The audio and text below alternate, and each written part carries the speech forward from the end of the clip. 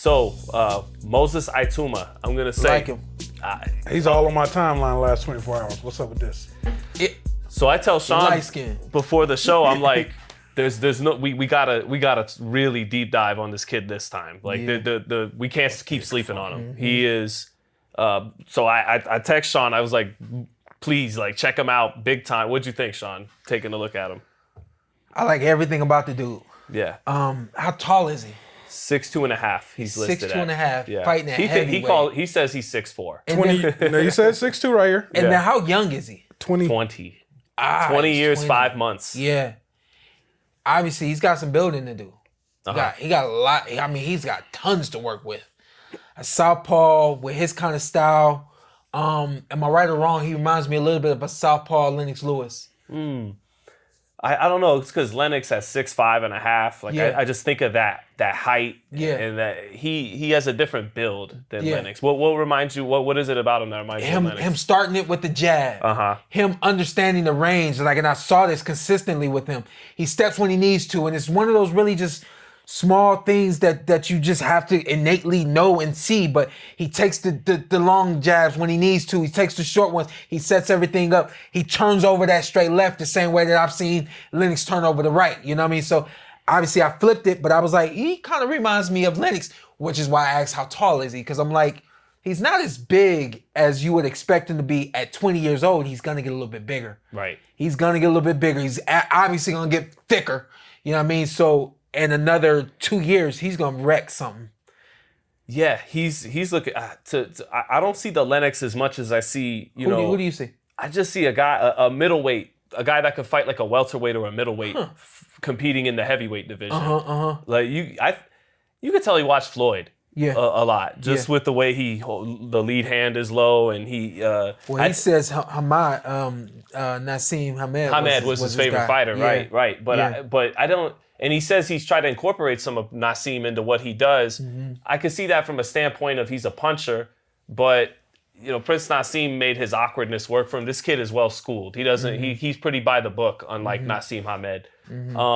I'm just really impressed that with his fluidity in the heavyweight division, his technical prowess, he dropped this man, Eric Balogun with a check hook going backwards, beautiful balance, and dropping a man while you're going backwards is impressive. He's dropped guys with both hands. He moves his head. He's athletic. Yeah. He's got a lot. I think he's the best prospect in the heavyweight division since Tyson Fury. Damn. Some of the things I'm giving him, I gave Jared Anderson too. Jared was a fluid heavyweight. He was a middle-sized guy, smaller than the big guys, but big enough and punches hard enough that he can compete with them. But he has a fluidity they lack. But this kid at 20 is better than Jared's ever looked. He's better than Jared's ever looked. Damn. He has one of the same flaws Jared has. I can't disagree with that. Yeah, I'm just keeping it real. I can't disagree with that. Yeah. And Jared, he got knocked out by Bocoli, but he shows talent, the switch hitting, the jab, the fluidity. But Jared kept his chin up even more than Ituma does. Ituma, when he landed that check hook, he got bopped with a jab at the same time too. So he still does that step back and the chin's a little bit up when he punches. But he, and another thing just is that physically, that's a question mark too. Is he's a little soft? He's not like he talked about. I don't know if he talked about, but it was in the press a lot. Could he be like Tyson and win the title at 20 years old? And now he's a month older than Tyson was. Tyson just was physically a different specimen than Ituma. It's not bodybuilding. Mentally, physically, everything. No, but this kid could fight. And he's just not. He's not. It's not bodybuilding, but at some point, he's going to go up against well-schooled heavyweights that are chiseled too, that are strong too. And you could have a lot of skills and talent, but obviously the conditioning and the shape you put your body into is a part of the game too. It's not just about, I can counterpunch better than them. I got faster hands than them. I have better punch selection than them. He's still got to address that, put some muscle on. But, man, I'll just say this. He deserves the hype train. Now, going forward, the question is the hype real? And he can only prove that in the ring.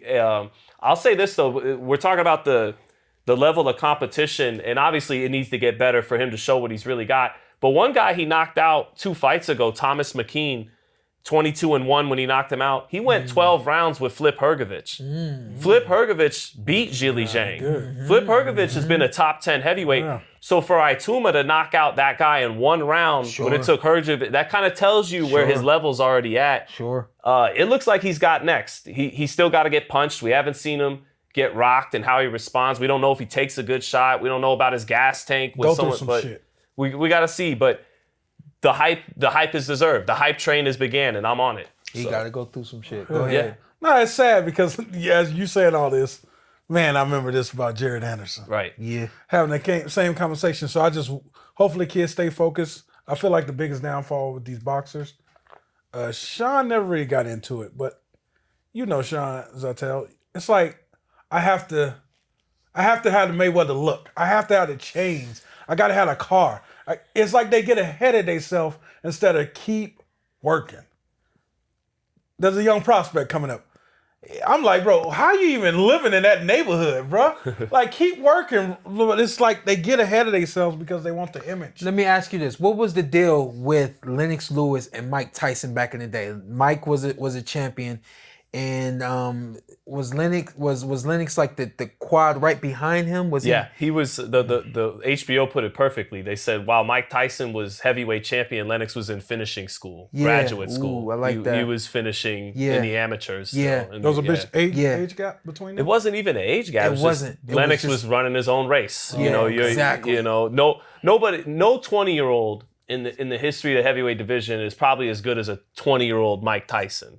But now 20-year-old Mike Tyson loses to prime versions of other heavyweights, but at 20, he's probably the best 20-year-old heavyweight ever. Yeah.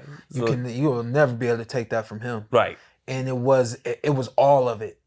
Everything that got him there was everything that destroyed him as well. Damn.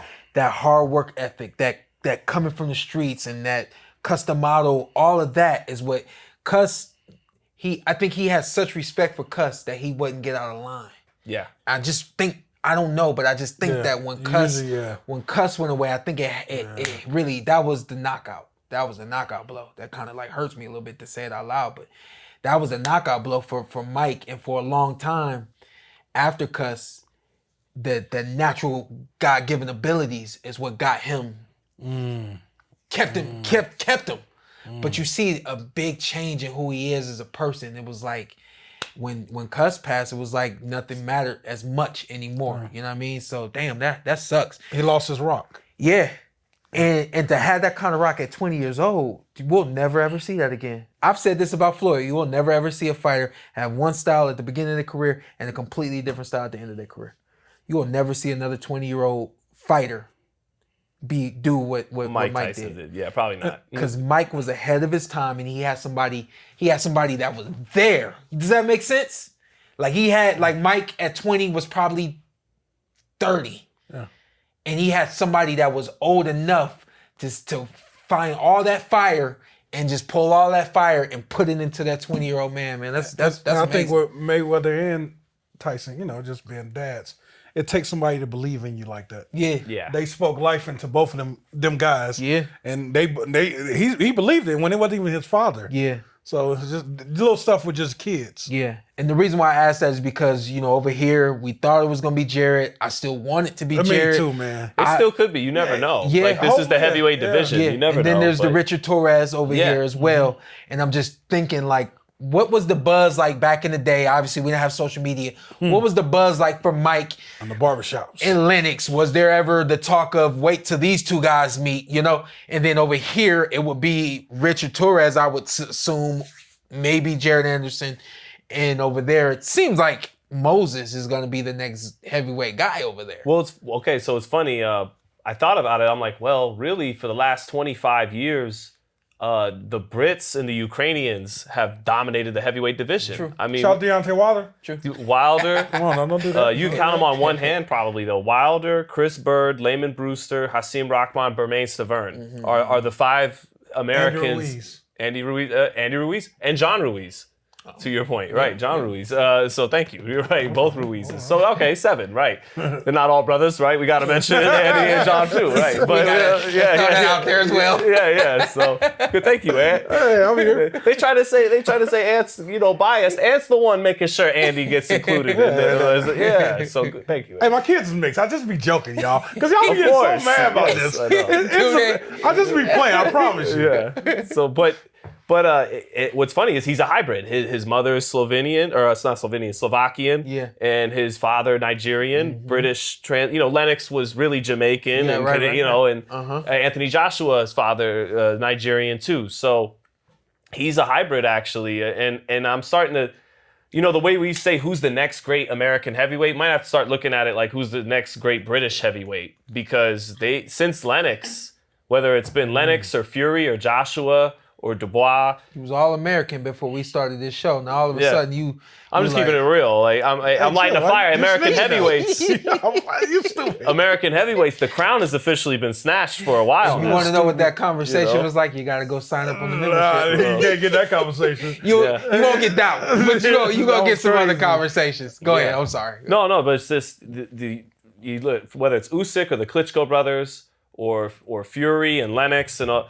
Those two places have really been dominant in the heavyweight division. Absolutely. So maybe it's the question now is who's the next great British heavyweight? Yeah. And maybe that answer is Moses Ituma. Put some respect on that name. Yeah. So. Well, I like him. He's solid. Me too. He's gonna where it's crazy where he is now. He's gonna become a better version of who he is now. Right. B plus? And this in what? What do you mean? Just overall great package. For him. Yeah. I think B plus, maybe already A minus with an A plus with an A. If he gets in better shape, if he could get a little bit, get that body a little bit. But there's so much that we haven't seen of him. Yeah. So we're 85. Yeah. Because there's things we just haven't seen. B plus with an A plus upside or A upside. Yeah. You gotta get punched in the bottom lip. He gotta get punched in his left nostril. He gotta go. He gotta go 12 rounds hard. He's gotta make adjustments. And again, if he's doing all that in the gym, then salute you, sir. I just don't know it yet. You're 85% still. Someone from the UK, shout out Rob Tebbett. I won't get into details, but he saw Ituma apparently run through top 10 big name heavyweights in the gym. Ben Davison. Run through. That's the gym. We comfortable at the gym. I ain't trying to hear that no more. Right, and that's what young guys are supposed to do, Except for when I spar, then I want y'all to, sign up on the membership and tune in when I spar.